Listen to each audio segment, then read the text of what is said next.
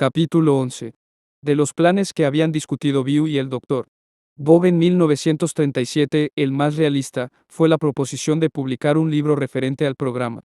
Incluso, para muchos de los que se opusieron a los hospitales y los misioneros a sueldo, el libro tenía sentido, aunque el plan había sido aprobado solo por una escasa mayoría.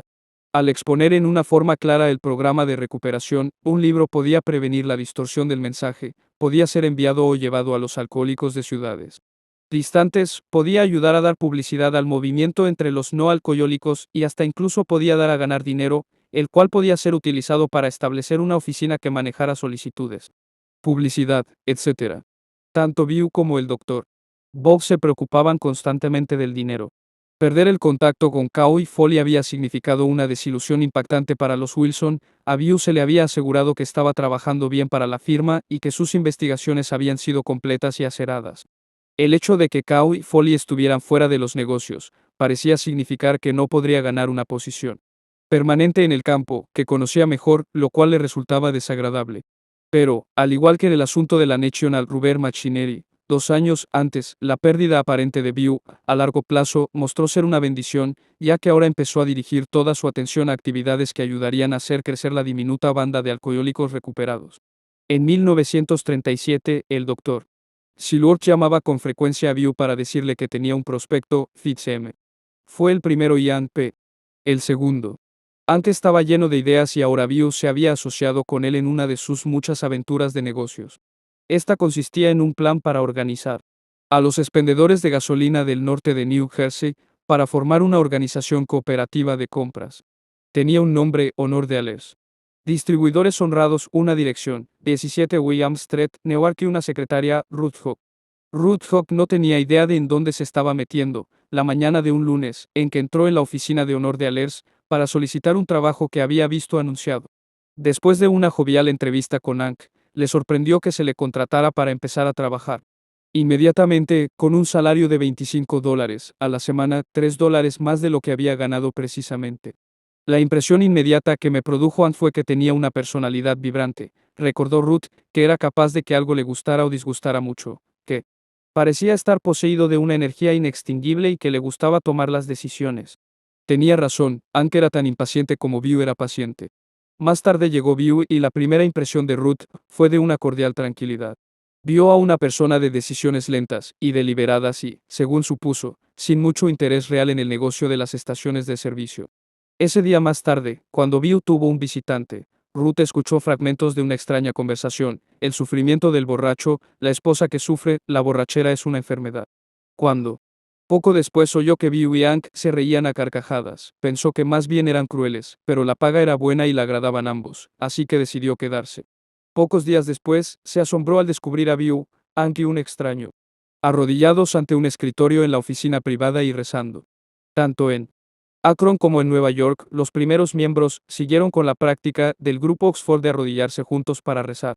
Aparentemente esta se discontinuó a raíz de la ruptura final con el grupo Oxford en 1939. Ese comportamiento parecía incompatible con las risas y la alegría anteriores, pero, con el transcurso de los días, Ruth dijo, pronto me conmovía todo el que llegaba. Ruth había nacido en Newark y se crió en una ahorrativa familia alemana. Asistió a la iglesia de habla alemana y vivía en un barrio étnico, también algunas veces de Duchess la Duquesa, porque dirigía la oficina. Ruth recordó que en la oficina todos tenían un apodo y a nadie se le llamaba por su nombre. Con solo 24 años, ya había pasado por un matrimonio, y tenía un hijo pequeño, que mantener, pero, afirmó, todos ustedes me hicieron sentir como si yo fuera una persona digna por mi propio derecho, y que era muy importante para ustedes, lo que a mi vez hizo que yo quisiera darle a todos lo mejor de mí. Para mí eso es parte del secreto del éxito de AA, el generoso dar de uno mismo para las necesidades del otro. Como muchos no alcohólicos que llegaron a estar asociados con la fraternidad, Ruth encontró una ayuda para sus propios problemas mediante sus principios. Ruth Hawk probó ser un regalo caído del cielo para el pequeño grupo, ya que fue una trabajadora incansable y leal, permanecería con ellos durante 5 años. Según creyó Ruth, Bew y Dan pudieron llegar a algo con el negocio de la estación de servicio, si hubieran desplegado tanta energía, reflexión y entusiasmo, como lo hicieron para ayudar a los borrachos. Pronto se dio cuenta que el negocio de Honor de Alers, en realidad, era un medio para un fin y que ese fin era ayudar a un puñado de borrachos sin nombre. Se dio cuenta que cada vez le interesaba más cada nuevo rostro que llegaba con el problema alcohólico y que se preocupaba mucho de que ellos tuvieran éxito. No pasó mucho tiempo para que Bill y Ann tuvieran dificultades para pagar, tanto el salario de Ruth como la renta de la oficina. Ruth siguió ahí, sin ninguna paga durante algún tiempo, pero el dueño, que no había sido alcanzado por el contagio de su trabajo, finalmente los forzó a salirse y se cambiaron a una oficina más pequeña, también en Newark, más de acuerdo con sus posibilidades. Hasta 1939, la oficina central principal de View estuvo en Newark. View empezó a trabajar en el libro en marzo o abril de 1938. Ruth, que mecanografió el manuscrito, recordó que llegaba a la oficina con varias hojas de papel amarillo, a rayas, con notas delineando en general cada capítulo. Lo que entendí, recordó, fue que esas notas eran el resultado de mucho pensar, después de horas de discutir los pros y los contras con todo el que pudiera estar interesado. Esa es la manera en que recuerdo que vi por primera vez un perfil de los 12 pasos. View se colocaba detrás de Ruth y dictaba el material mientras ésta mecanografiaba. Dictaba una sección y luego repasaba las páginas mecanografiadas, mientras sus pensamientos todavía estaban trabajando en esa avena. El trabajo iba con lentitud, dijo Ruth, porque View estaba dispuesto a dejarlo en cualquier momento en que llegara alguien que quisiera hablar. Trabajando a su manera, más bien no ortodoxa, View completó pronto su historia personal y el capítulo llamado Hay una solución. Estos, que llegarían a ser los capítulos primero y segundo, se elaboraron inmediatamente en lo que llamaban multilite, para ser utilizados el verano de 1938 en la campaña para recaudar fondos. View y los nuevos depositarios todavía creían que las contribuciones de los ricos estarían disponibles tan pronto como se comprendiera plenamente la importancia del nuevo movimiento. Ahora sucedió una cosa emocionante. Por medio de Frank Amos, View fue puesto en contacto con Eugene Exman, el editor religioso de Harper Brothers. Exman leyó los 2 capítulos, pulsó la capacidad de View para completar el libro y luego le ofreció publicarlo, dándole $1,500 a cuenta de los derechos de autor. View regresó a las nubes, ya que no muchos autores reciben esa aceptación tan rápida. No obstante, con posterioridad, dijo que por unos segundos reflexionó respecto a la oferta, debido a que la fraternidad no sería la propietaria de su libro. ¿Qué sucedería si se convertía en un importante bestseller? Serían incapaces de manejar las miles de solicitudes de alcohólicos desesperados y de sus familias. Con todo, los depositarios estaban encantados y apremiaron a View para que aceptara la oferta de Harper. Ant intervino ahora. Este era el que View describía como uno de los más formidables motores que hubiera conocido y lo convenció que debían dejar a un lado a los depositarios y vender las acciones de su propia compañía, para también vender el libro ellos mismos. A View le molestó ir contra los depositarios, pero le gustó la idea de publicar su propio libro. Cuando regresó Harper a ver a Exman, ante mi total asombro estuvo de acuerdo, todo lo contrario a su propio interés, en que una sociedad como la nuestra debía controlar y publicar su propia literatura. Más aún, sintió que era posible hacer esto con éxito, recordó posteriormente View. Por último, la desaprobación de los depositarios no pudo impedir que View y Ank emprendieran con ánimo su nueva empresa. Ank fue capaz de hablar con la mayor parte de los miembros de Nueva York para que aprobaran el plan de publicar por sí mismos. El Dr. Bob también estuvo de acuerdo con la idea, pero tenía tantas dudas que al principio no se los dijo a los demás acronitas. View y Ank se acercaron entonces a Edward Blackwell, presidente de la Cornwall Press en Cornwall, Nueva York. Les explicó que el costo de impresión de un libro de tamaño común solo era alrededor del 10% de su precio de venta, y eso los animó más aún, podían permitirse pagar tanto como $1 por libro para su distribución y todavía tener grandes utilidades. Ank elaboró un proyecto para una nueva compañía que vendería 600 acciones a $25 a la par. Una tercera parte se vendería a los miembros, por dinero en efectivo, y las otras 2/3 partes se dividirían entre Ank y View por su trabajo. Los derechos de autor acostumbrados se asignarían a la Alcoholic Foundation, un gesto cuya intención era apaciguar a los depositarios. Ank apoyó su plan con diagramas que mostraban cálculos de las utilidades sobre la venta de 100,000, 500,000 e incluso 1,000,000 de libros, recordó View. Que no pensaba de una manera tan optimista, esperaba que los ingresos del libro capacitarían a él y a otros pocos a convertirse en trabajadores de tiempo completo, para la fraternidad, y a establecer una oficina central general. La siguiente acción de Ank fue formar una compañía a la que llamó Works Publishing, Inc., editora de obras, trabajos o lo que funciona. La razón por la que se eligió ese título es asunto de cierta disputa. Algunos dijeron que la llamaron así por la cita que era la favorita de los acronitas, en particular de Anne Smith, la fe sin obras, está muerta, otros que fue por el dicho favorito de los miembros. Funciona. Anne compró un bloc de certificados de acciones en una papelería, mecanografió el nombre de la nueva compañía en la parte superior de cada certificado y puso su firma en la parte inferior con el título de presidente. Cuando protesté por estas irregularidades, recordó View, Anne dijo que no había tiempo que perder. ¿Por qué preocuparse de pequeños detalles?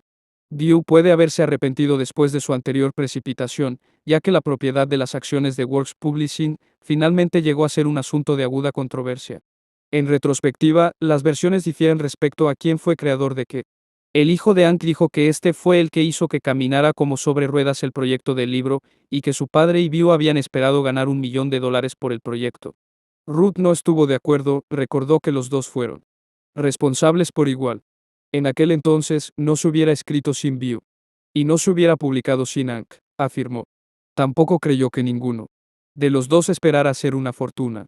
Siempre, el motivo fue ayudar a la fraternidad. Su idea original fue empezar por deshacerse de los libros, tan pronto fuera posible. Cualesquiera fueran sus intenciones, lo que sucedió a continuación fue totalmente inesperado, tanto para View como para Hank. Ninguno de los Alcohólicos de Nueva York compró una sola de las 600 acciones de Works Publishing. View y Hank se acercaron al Reader's Digest.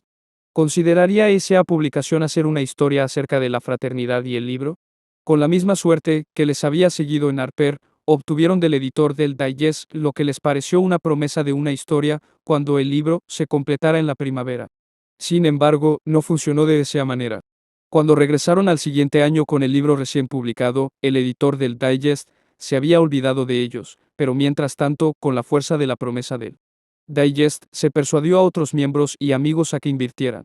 Pronto vendieron 200 acciones por $5.000 y Charlie Townes les prestó 2.500. Eso fue suficiente para apoyar el trabajo del libro durante el proceso de escritura, aunque no cubría el costo de impresión. View continuó poniendo gradualmente las ideas básicas en papel amarillo, a rayas y luego dictando a Ruth borradores provisionales de los capítulos. No tenía unas líneas generales reales, sino que seguía solo una lista de encabezados posibles de los capítulos. Entonces enviaba al Dr. Bob a Akron copias de los capítulos para control y críticas, y él revisaba el mismo material con los miembros de Nueva York. Mientras que View recibió de Akron nada, excepto el más cálido apoyo de los miembros de Nueva York, obtuvo lo que recordó como un verdadero mazazo. Posiblemente, los miembros de Akron estaban fuertemente en armonía con las ideas espirituales del Dr. Bob, mientras que en el grupo de Nueva York se encontraban miembros que eran agnósticos o escépticos. Otra razón posible fue la enorme influencia y el carácter del Dr. Bob. Su apoyo al libro virtualmente garantizaba que la mayor parte de los miembros de Akron también lo apoyarían. Después de completar el tercero y cuarto capítulos menos más acerca del alcoholismo y nosotros los agnósticos menos View llegó a un punto que había sido una barrera en su propia mente y le había dado preocupaciones considerables. Tenía que escribir el programa real para que lo siguiera el alcohólico y quería hacerlo tan poderoso como fuera posible. Tenía un gran temor de que el mensaje pudiera ser malinterpretado por los alcohólicos, en lugares distantes, porque era diferente a pasar el mensaje cara a cara, cuando uno podía observar personalmente la reacción del otro y responder a las objeciones y preguntas, o aclarar cualquier confusión. En letra impresa, no había una segunda oportunidad. Lo que estaba impreso en la página Vine podía ser la única información a la que tendría acceso el alcohólico sufriente. Debería tener fuerza y ser completa. Como aseguró View, no debe haber una sola excusa que sirva al alcohólico racionalizador para evadirse rápidamente. View estaba a punto de escribir el famoso capítulo quinto, ¿Cómo funciona? El material básico para el capítulo fue el programa que, en forma personal y directa, había estado utilizando View desde su propia recuperación. En gran parte, eran los principios del grupo Oxford y, además, tenía algunas de las ideas que había recogido de William James y del Dr. Silkworth. Más aún, View había trabajado cuidadosamente la funcionalidad y eficacia del programa inicial. En tanto que él fue el autor nominal del capítulo quinto, de hecho estuvo sirviendo como vocero de todos los demás. De acuerdo con View, su programa personal directo había sido un procedimiento muy consistente, que contenía 6 pasos para lograr y mantener la sobriedad.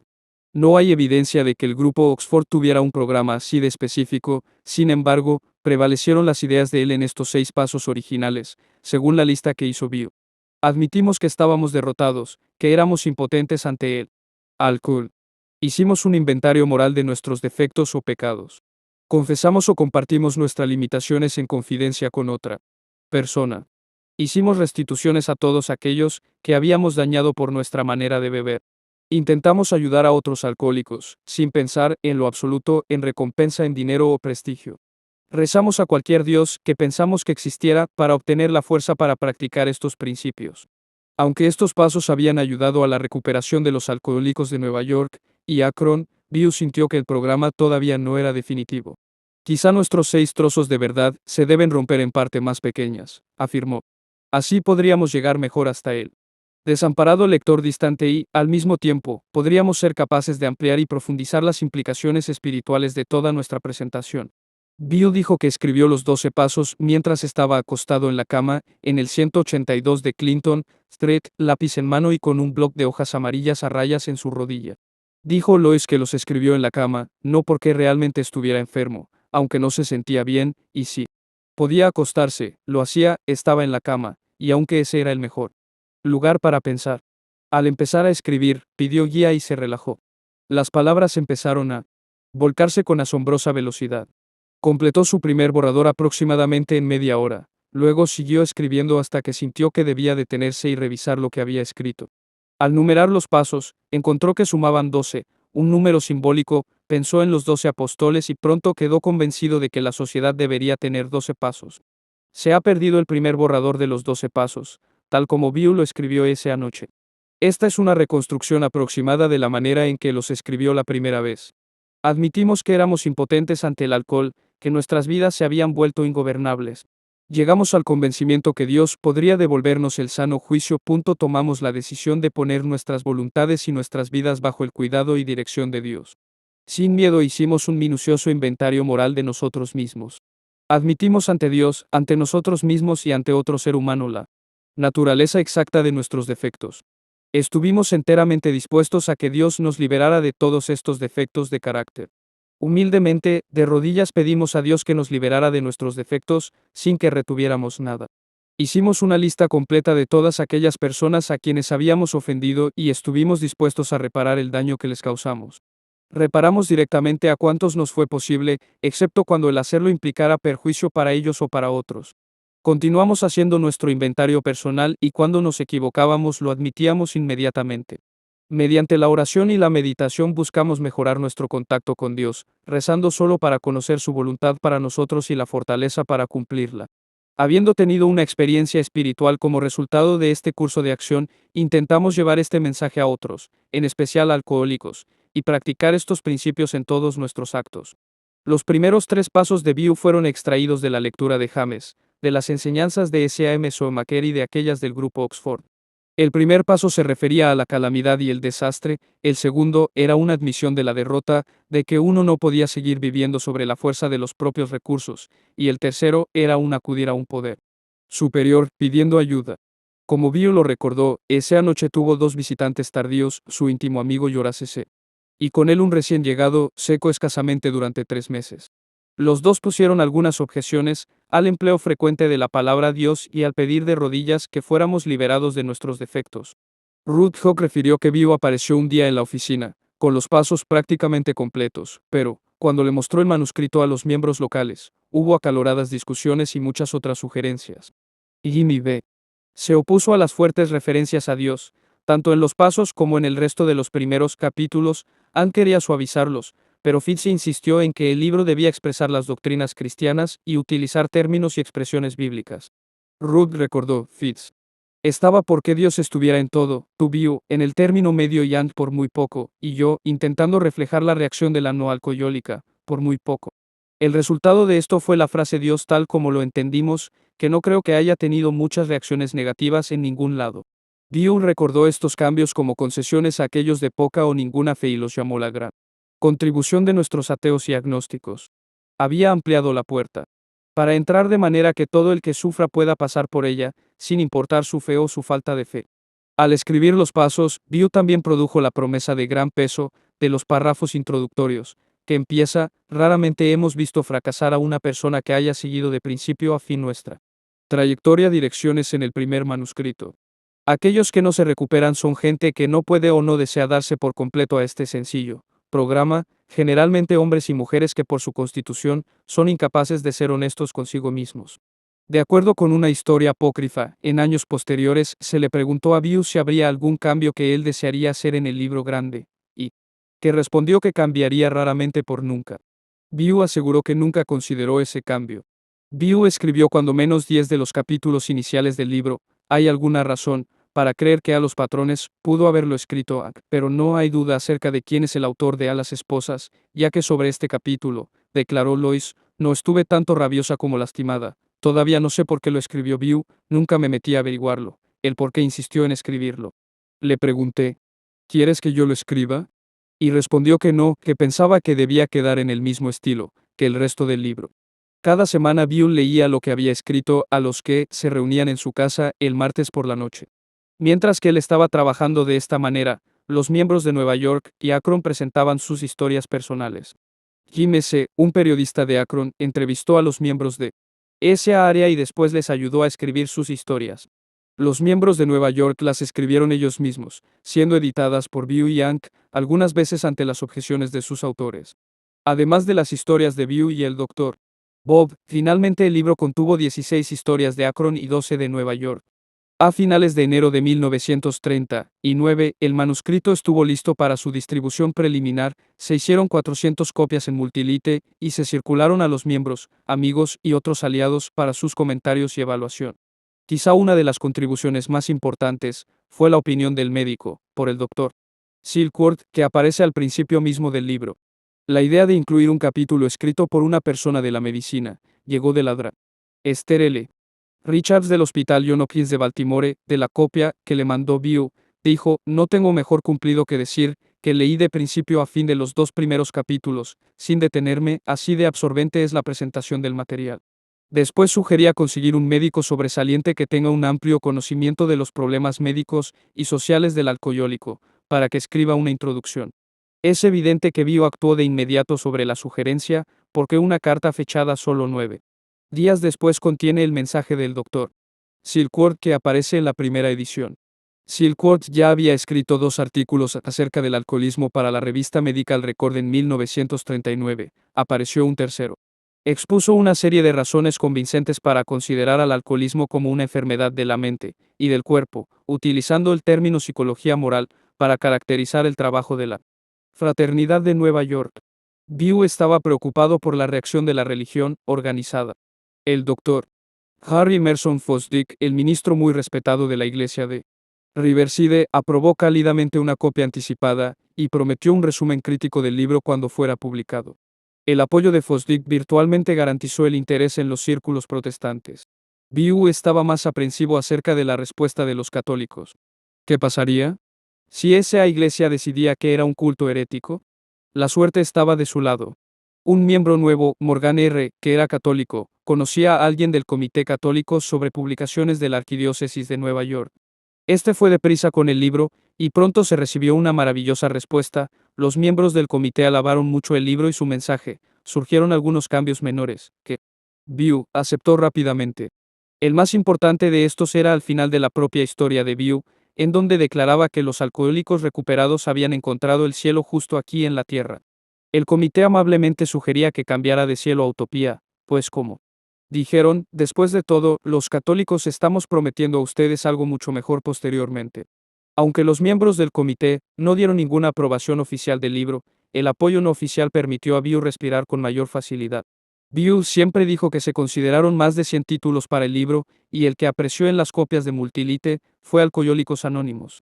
Hay alguna disputa acerca de quién fue el que pensó primero este título. La mayor parte creyeron que fue O.W., un escritor de la revista New Yorker, que solo permaneció sin beber entrando y saliendo. Eso fue lo que recordó View y creía que el nombre hizo su primera aparición en las discusiones en octubre de 1938.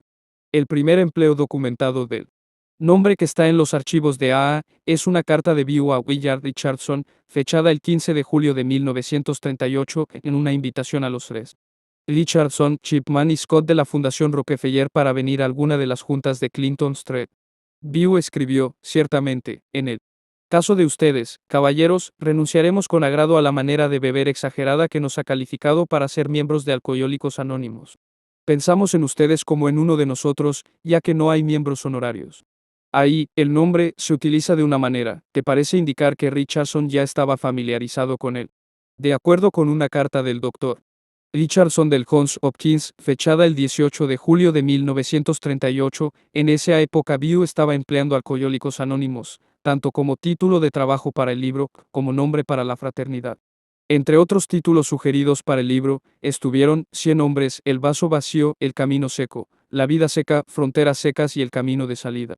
En un golpe fuerte de su propio egotismo, Bew dijo que, incluso, había propuesto llamarlo el movimiento B.W. El nombre 100 hombres cayó a un lado por las objeciones de Florence R., en ese tiempo, la única miembro femenina. Su historia en la primera edición fue una victoria femenina. Posteriormente volvió a beber y murió de un aparente suicidio en Washington, D.C. Sin embargo, el título anterior describía el libro como la historia de cómo más de 100 hombres se han recuperado del alcoholismo. En la segunda impresión, esto fue cambiado a miles de hombres y mujeres. 100 hombres todavía fue el título de trabajo en una carta fechada el 6 de enero de 1939, dirigida por Frank Amos a los asociados de Rockefeller, pero Alcohólicos Anónimos la encabezaba, indicando que por ahora esta había llegado a ser, cuando menos en Nueva York, una manera informal de identificar el movimiento. También un folleto preparado como presentación para colectar fondos, a principios de 1939, se tituló Alcohólicos Anónimos. Las preferencias rápidamente se redujeron a El camino de salida, favorecido por la mayor parte de los de Akron, y Alcohólicos Anónimos, preferido por la mayoría de los de Nueva York. Cuando se efectuó una votación en los grupos, prevaleció El camino de salida, por una escasa mayoría. Aunque Bew favorecía a Alcohólicos Anónimos, sabía que no podía establecerlo arbitrariamente por su propia preferencia. Ya estaba aprendiendo a trabajar con la conciencia del grupo. Así que le pidió a Fitz, que vivía cerca de Washington, D.C., que comprobara los títulos en la biblioteca del Congreso. ¿Cuántos libros se llamaban El camino de salida, y cuántos Alcohólicos Anónimos? Se supone que Fitz le respondió telegráficamente diciendo que en la biblioteca del Congreso había 25 libros titulados El camino de salida, 12 del camino, y ninguno llamado Alcohólicos Anónimos. Eso dejó establecido el asunto. Nadie quería luchar con la carga de ser simplemente otro camino de salida.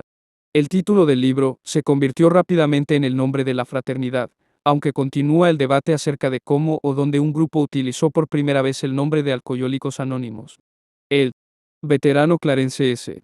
afirmó que el grupo de Cleveland que él fundó en mayo de 1939 fue en realidad el primer grupo en utilizar el nombre de Alcohólicos Anónimos.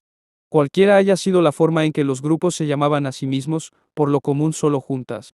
Ciertamente el nombre se empleó antes de eso para describir a la fraternidad como un todo.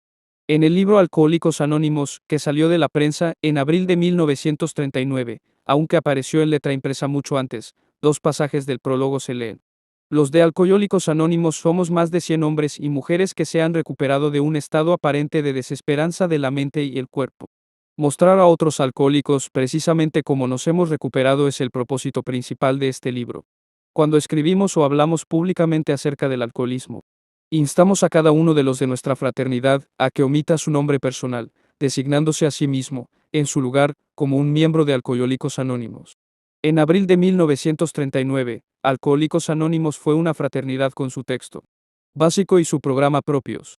La edición final del libro fue hecha por Tom Ussel, miembro de la Facultad de la Universidad de Nueva York. Ussel recortó el libro en una tercera parte, algunos dicen que la mitad, de 800 a 400 páginas, y lo afinó durante el proceso. Fue muy firme al declarar que Alcohólicos Anónimos era el título correcto, describía a la fraternidad, y era agradable de leer. El Dr. Howard, un psiquiatra de Montclair, New Jersey, hizo una contribución vitalmente importante, sugirió que había demasiados tú tienes que. Bew dijo que la idea del psiquiatra fue eliminar todas las formas de coerción, de poner a nuestra fraternidad sobre una base de nosotros deberíamos en lugar de tú tienes que. Jimmy B. tuvo una descripción llena de colorido de este intercambio. El Dr. Howard lo leyó el manuscrito y lo trajo de regreso al día siguiente, recordó. Aseguró que Bew estaba cometiendo un maldito gran error. Este es el grupo Oxford, apuntó. Tienen que cambiar toda la maldita cosa. Le preguntamos. ¿Por qué? ¿Qué tiene de malo? Es perfecto.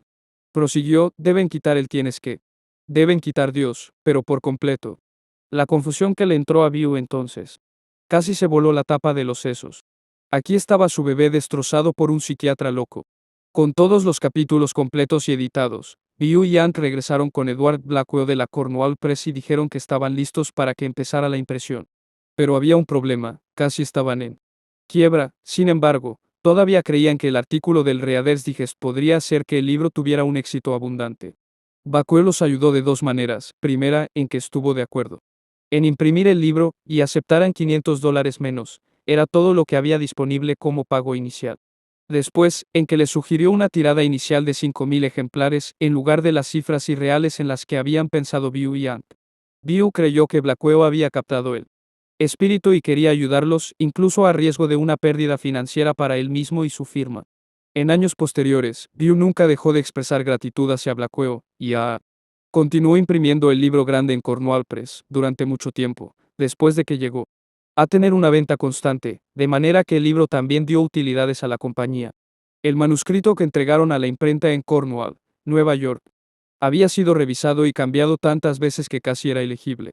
El administrador de la imprenta estaba tan horrorizado que casi se los regresó para que lo volvieran a mecanografiar, pero, como recordó View, el supervendedor Ank lo persuadió para que lo aceptara así y pronto les entregó las galeras para sus correcciones y aprobación. Hubo una última cuestión que se discutió y argumentó antes que empezaran a rodar las prensas. ¿Cuál sería el precio de venta? Por último decidieron que sería $3.50, más bien alto para 1939. Para compensar el precio, eligieron el papel más grueso que había en la imprenta de Blackwell. El volumen original resultó ser tan voluminoso que se le llegó a conocer como el libro grande, recordó View. Por supuesto, la idea era convencer al comprador alcohólico de que realmente estaba obteniendo algo que valía ese dinero. La primera impresión resultó 1,4 cm más gruesa que la edición actual, aunque la última tiene 14 historias más y un apéndice adicional. Ruth Koch recordó otra razón diferente para el tamaño del libro. Pensó que se produjo teniendo en mente al miembro nuevo o en prospecto. La idea, tal como la entiendo, fue que para empezar, todo el que leyera este libro iba a estar tembloroso y nervioso, y no querría una letra chica en páginas delgadas. Creyeron que un alcohólico las manejaría mejor las páginas gruesas. En marzo de 1939 salieron de las prensas las páginas y se encuadernaron en una cubierta gruesa, de color rojo oscuro con un sencillo Alcohólicos Anónimos, en doradas letras cursivas en bajo relieve. Para haber tenido todos los obstáculos que tuvo en su preparación, Alcohólicos Anónimos resultó ser tanto atractivo como agradable, digno de su papel como libro de texto básico de esta nueva fraternidad. Se había terminado en solo un año y presentaba la experiencia de AA con el alcoholismo además del programa de 12 pasos en un lenguaje sencillo, directo. Las historias personales eran dramáticas y persuasivas. Significativamente, casi todo lo que el libro tuvo que decir referente a los problemas del alcohólico y de su recuperación, todavía es aplicable hoy. El prólogo de esa primera impresión, publicada en abril, establecía, no somos una organización en el sentido convencional de la palabra, no se pagan derechos ni cuotas. El único requisito para ser miembro es un deseo sincero de dejar la bebida. No estamos aliados con ninguna creencia, secta o religión en particular, ni nos oponemos a ninguna. Sencillamente deseamos ser útiles a aquellos que sufren esta enfermedad. Con pocos cambios y adiciones, esa declaración de propósito se repetiría como un preámbulo, en los años por venir, todos los días, en miles de grupos de AA. En septiembre de 1983 se habían impreso y distribuido 4 millones de ejemplares del libro grande. En años posteriores, algunos miembros de AA se refirieron a este procedimiento como los 6 pasos del grupo Oxford. El Rev. T. Willard Hunter, que durante 18 años fue miembro del personal de tiempo completo en diversos puestos en el grupo Oxford y el M.R.A., dijo: nunca vi ni nada parecido a los 6 principios. Sería imposible encontrarlos en ninguna literatura del grupo Oxford-MRA. Creo que deben haber sido escritos por alguien más bajo una especie de concepto erróneo. En Alcohólicos Anónimos llega a la mayoría de edad, que se publicó en 1957, View se refirió a Horace C. como Howard A. Horace había renunciado como depositario después de una disputa y View no deseó ofenderlo al utilizar su nombre.